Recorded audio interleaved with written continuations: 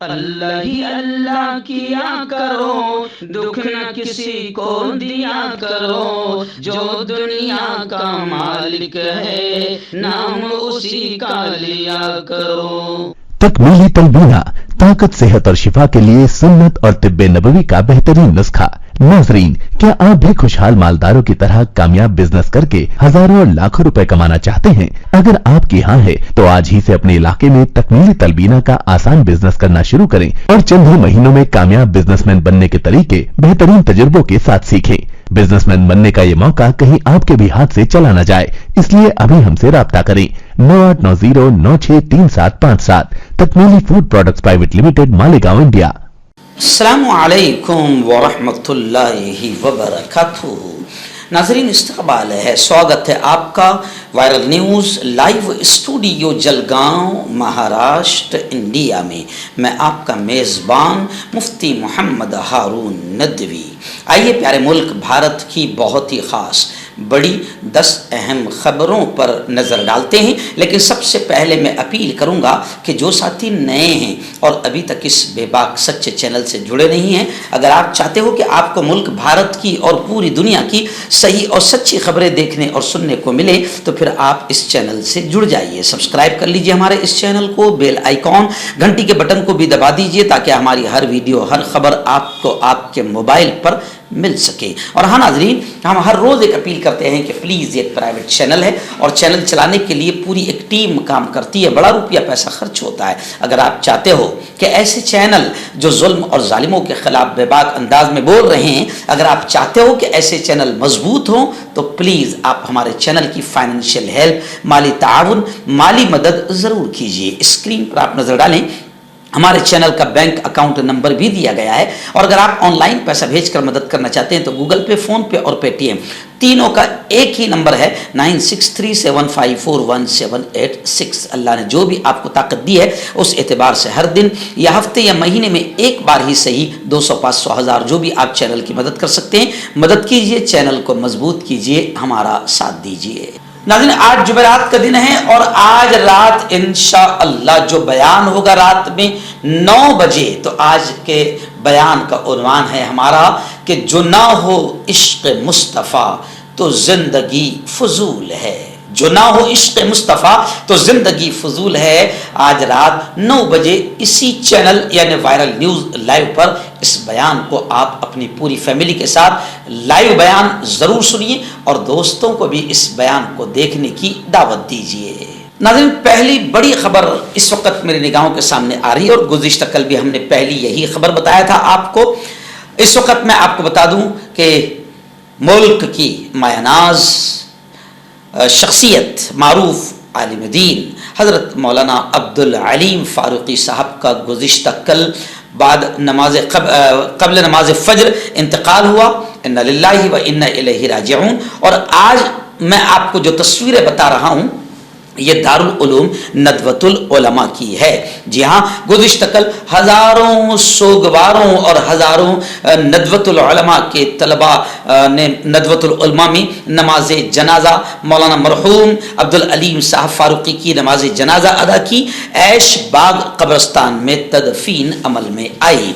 मौलाना अरशद मदनी सदर जमीयत उलमा ने ताज़ियती पैगाम देते हुए कहा कि मौलाना का बदल मिलना बड़ा मुश्किल है। सुबह 6 बजे तकरीबन 76 बरस की उम्र में हज़रत का इंतकाल हुआ, जिसके बाद से मिल्ली, समाजी और मजहबी हलकों में सोग की लहर है। हज़ारों सोगवारों की मौजूदगी में नमाज जनाजा लखनऊ के मारूफ दीनी इदारे नदवतुल उलमा में अदा की गई। दारुल उलूम देवबंद के मोहतमीम हज़रत मौलाना अबुल क़ासिम नौमानी, मौलाना खलीलुर रहमान सज्जाद नौमानी, मौलाना अब्दुल हई बिलाल हसनी नदवी, मौलाना अब्दुल अजीज़ भटकली, मौलाना जाफ़र नदवी समेत मुतअद्दिद सरकर्दा उलमा और शख्सियात नमाज जनाजा में शरीक थी।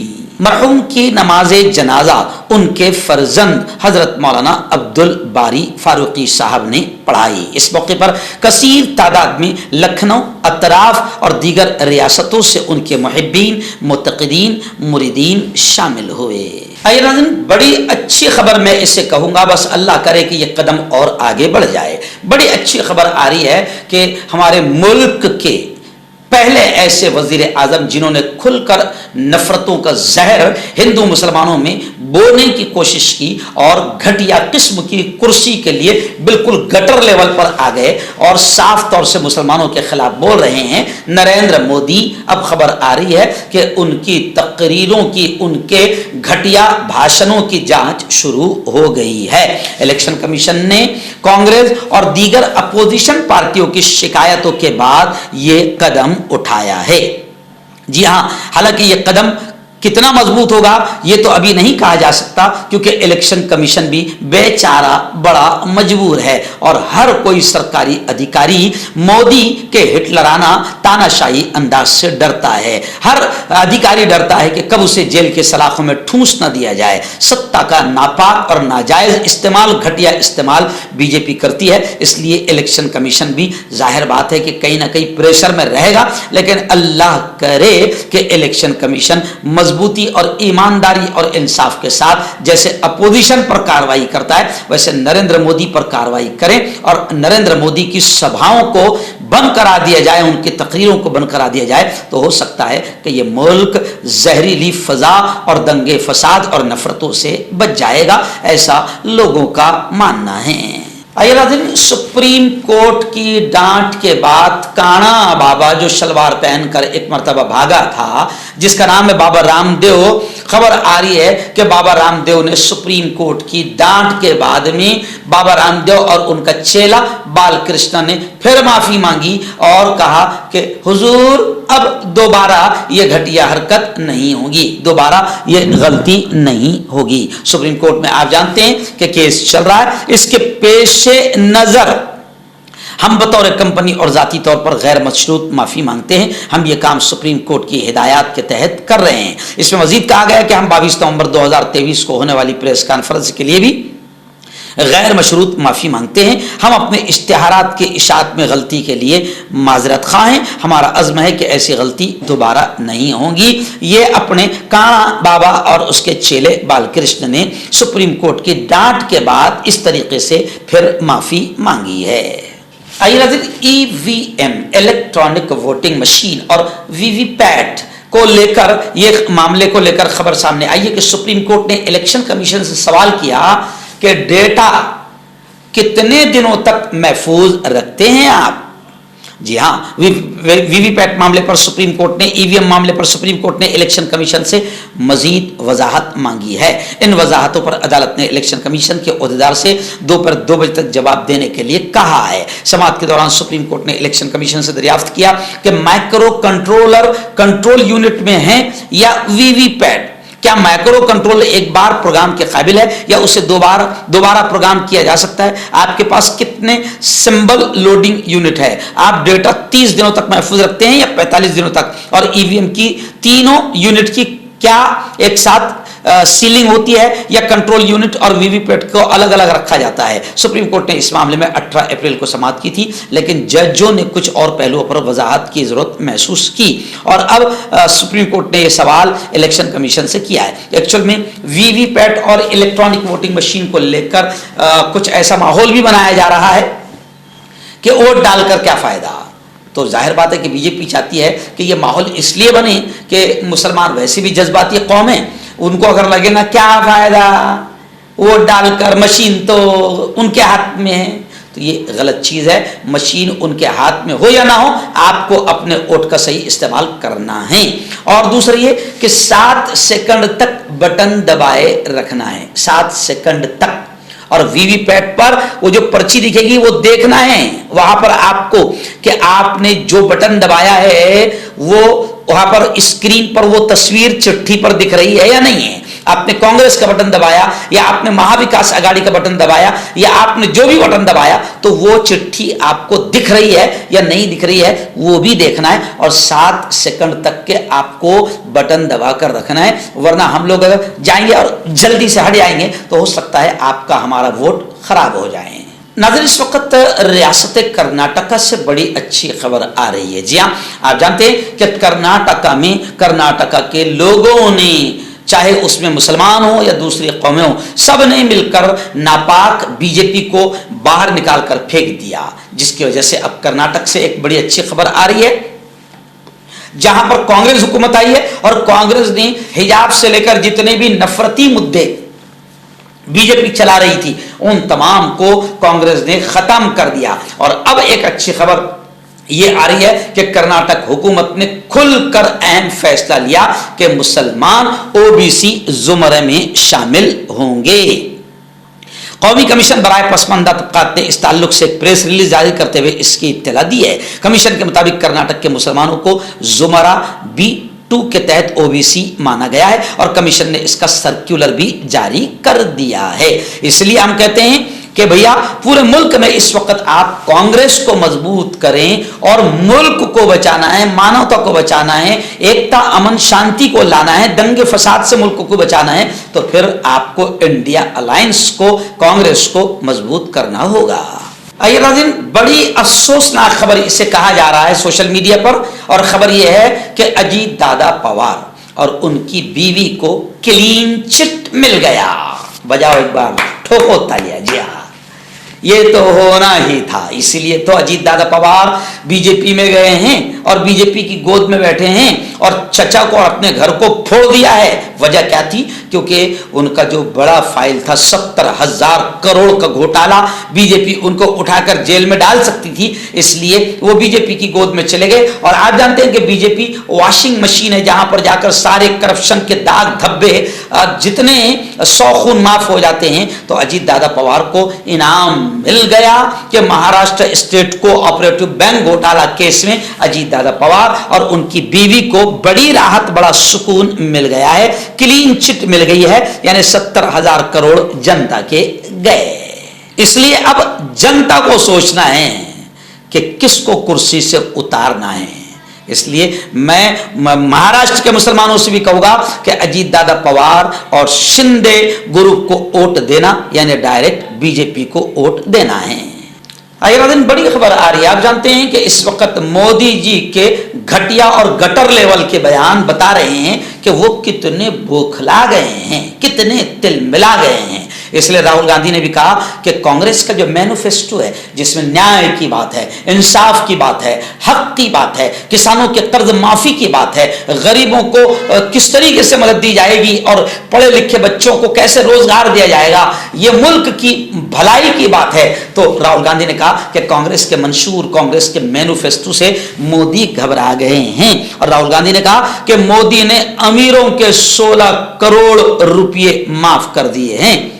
और राहुल गांधी ने यह भी कहा कि जात पात पर मबनी मर्दमशुमारी को कोई ताकत नहीं रोक सकती। बीजेपी जिसको रोकना चाहती है, राहुल गांधी ने कह दिया कि आप हमको लाओ, जात पात पर मर्दमशुमारी होगी और जितने भी करप्शन और घोटाले वाले हैं सबका हिसाब लिया जाएगा। आइए नाज़रीन, महाराष्ट्र में जब से बीजेपी आई, और आई नहीं बल्कि नाजायज तरीके से, नापाक तरीके से आई, खो-खो में खरीद कर विधायकों को, लेकिन फिर महाराष्ट्र का भी बड़ा बुरा हाल हो गया। महाराष्ट्र में दंगे फसाद, भगवा आतंकवाद आम हो गया और अब महाराष्ट्र में यह हाल हो गया कि मंत्रालय भी महफूज नहीं है। अभी मंत्रालय की खबर आ रही है कि मंत्रालय में 2 मरतबा चोरी हो गई और मुलजिमों ने जाली स्टैम्प, चेक और दस्तखत, सिग्नेचर्स के जरिए 4 मरहलों में रकम निकाली। यानी बीजेपी और शिंदे और फडणवीस के आने के बाद